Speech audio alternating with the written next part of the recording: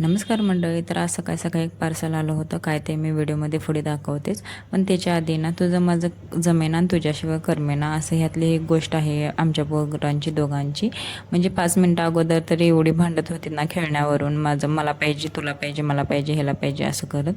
पण शेवटी त्यांनी दोघांनी पण खेळणी तिथंच टाकली आणि सोफा सेटवर येऊन मस्त खेळायला लागलीत. त्याच्यानंतर ना आज थोडा थोडा पाऊस पडत होता, म्हणून तेच पावसाचा आनंद घेण्यासाठी गॅलरीमध्ये आले दोघं पण. आणि पावसामध्ये भिजत होते. अरे भिजू नका, आजारी पडशीला म्हणत होते. तरी पण मुलं काय ऐकत नाहीत. किती दिवसातून पाऊस आला आहे, त्यामुळे त्यांना एन्जॉय करायचाच होता. त्याच्यानंतर ना एक पार्सल आलं होतं. मी म्हटलं तुम्हाला, तर मी हे किचन ॲप्रॉन आणि हे वॉटरप्रूफ आहे. तसंही मला ज्यावेळी मी भांडी घासणार ना त्याच वेळी यूज करायचं आहे, म्हणूनच मी मागवलं आहे हे. कारण की ड्रेस एवढा खराब होऊन जातो ना भांडी घासताना, आणि त्याच ड्रेसमध्ये मला स्त्रीला पण आणावं जावं लागतं स्कूलमध्ये. त्यामुळे ते नको वाटतं घाण झालेला, मग ड्रेस चेंज करायला जावं, मग ती झंझटच नको म्हणून मी हे मागवलं होतं. त्याच्यानंतर मस्तपैकी पाऊस पडतोय म्हणून त्यांची फरमाईश होती आज मिसळ बनव. मिसळीसाठी तर मुळे मी भिजत घातले नव्हते, पण मूग मी भिजत घातले होते भाजीसाठी.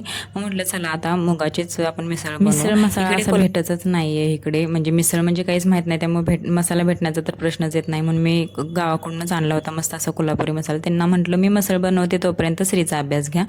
तर फायनली ते माझी मिसळ तयार झालेली आहे. आम्ही खातोय, तुम्ही पण खायला या.